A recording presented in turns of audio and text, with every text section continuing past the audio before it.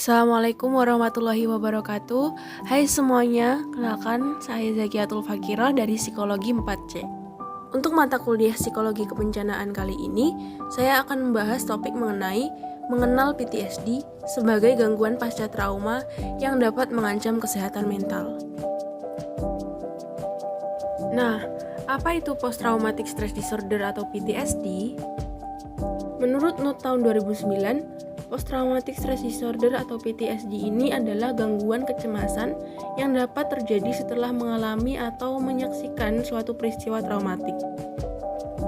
Jadi, PTSD ini biasanya terjadi setelah seseorang melihat atau mengalami suatu kejadian yang tidak menyenangkan atau tidak nyaman bagi orang tersebut secara tiba-tiba atau tidak terduga.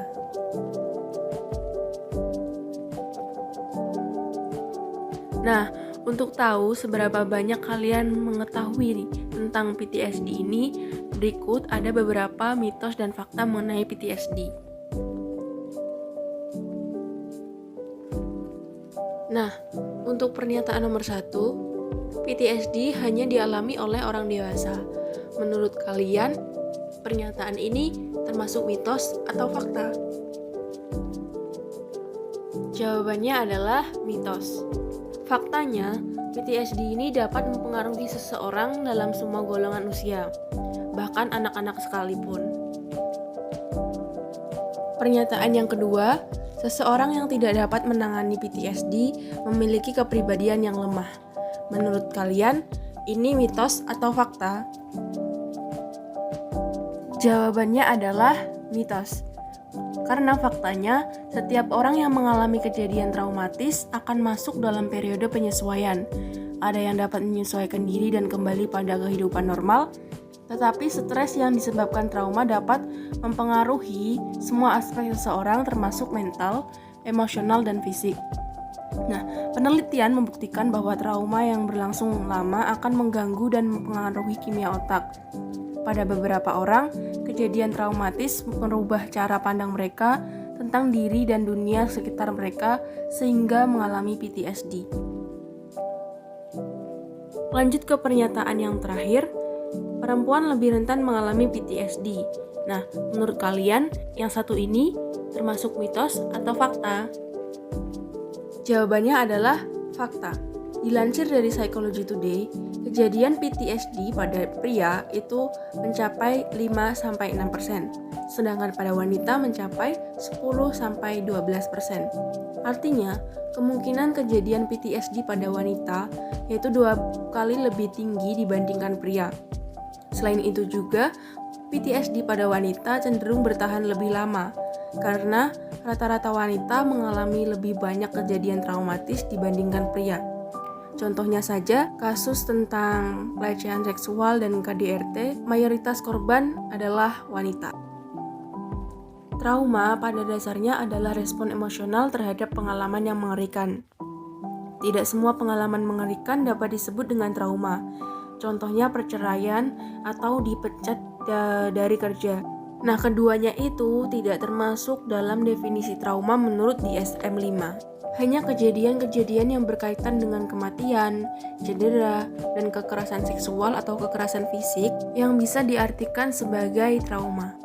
DSM-4 mendeskripsikan bahwa kejadian yang memunculkan gangguan untuk PTSD adalah paparan terhadap kejadian traumatik di mana saat itu orang merasa ketakutan, ketidakberdayaan, atau kengerian.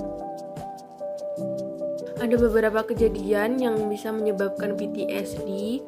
Salah satunya yaitu ada kecelakaan, perang, perundungan atau bullying, pelecehan seksual, kekerasan fisik seperti KDRT, lalu ada bencana alam, pernah menderita penyakit yang bisa mengancam nyawa, contohnya seperti serangan jantung. Menurut Livers tahun 2012 menyatakan bahwa PTSD ditandai oleh 3 set gejala inti, yaitu ada re-experiencing, yang kedua avoidance, dan yang terakhir adalah hyperarousal. Yang pertama, re-experiencing. Gejala mengalami kembali peristiwa yang menyebabkan trauma. Nah, gejala ini adalah gejala yang paling umum Penderita PTSD seringkali secara tiba-tiba mengingat kembali ingatan-ingatan traumatis yang mereka alami. Yang kedua, avoidance, gejala atau kondisi di mana penderita menjauh dari kegiatan, tempat, pikiran, dan perasaan yang terkait dengan trauma. Nah, penderita PTSD ini akan menghindari segala sesuatu yang akan mengingatkan mereka terhadap pengalaman-pengalaman traumatis yang mereka alami. Yang ketiga yaitu hyperarousal, gejala atau kondisi waspada yang berlebihan dan mudah kaget. Penderita PTSD akan merasa cemas setiap saat dan tidak bisa tenang. Gejala ini akan membuat mereka mudah kaget dan memandang hal-hal biasa sebagai ancaman terhadap hidup mereka. Pengobatan pada PTSD ada beberapa cara. Yang pertama ada psikoterapi dan yang kedua ada obat-obatan. Nah, ada beberapa jenis psikoterapi yang biasanya digunakan untuk mengatasi PTSD, yaitu yang pertama terapi kognitif, yang kedua terapi paparan atau exposure, dan yang ketiga desensitasi dan pemrosesan ulang gerakan mata.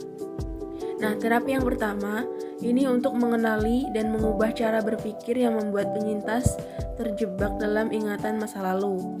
Terapi yang kedua yaitu terapi paparan atau exposure, ini membantu untuk penyintas menghadapi situasi dan ingatan yang memicu trauma secara efektif. Dan yang ketiga, desensitasi dan pemrosesan ulang gerakan mata, ini untuk memproses ingatan yang traumatis dan mengubah cara ia bereaksi. Obat-obatan yang diberikan untuk mengatasi gejala PTSD ini tergantung pada gejala yang dialami penyintas. Antidepresan seperti sertralin atau paroxetin ini untuk mengatasi depresi, anti cemas untuk mengatasi kecemasan, prazosin untuk mencegah mimpi buruk. PTSD ini sebenarnya tidak dapat dicegah, tetapi ada beberapa cara yang dapat dilakukan bila seseorang mengalami kejadian traumatis. Misalnya dengan cara bicara kepada keluarga, teman, atau para ahli seperti psikolog mengenai kejadian traumatis yang dialami. Lalu bisa juga dengan mengkonsultasikan kepada dokter jika tidak dapat mengatasi perasaan yang timbul setelah mengalami kejadian tidak menyenangkan tersebut. Berikut ada beberapa kasus mengenai PTSD.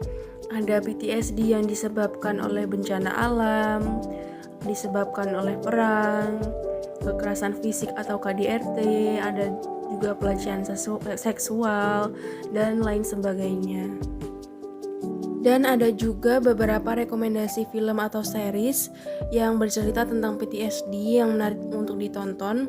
Ada Your Lie in April, Iron Man 3, Healer, My Hero Academia, Harry Potter, Hometown Cha-Cha-Cha, dan banyak lainnya. Baik, sekian penjelasan mengenai PTSD dari saya. Semoga penjelasan tadi dapat menambah pengetahuan kalian mengenai PTSD. Dari saya kurang lebihnya mohon maaf. Sampai jumpa di video selanjutnya.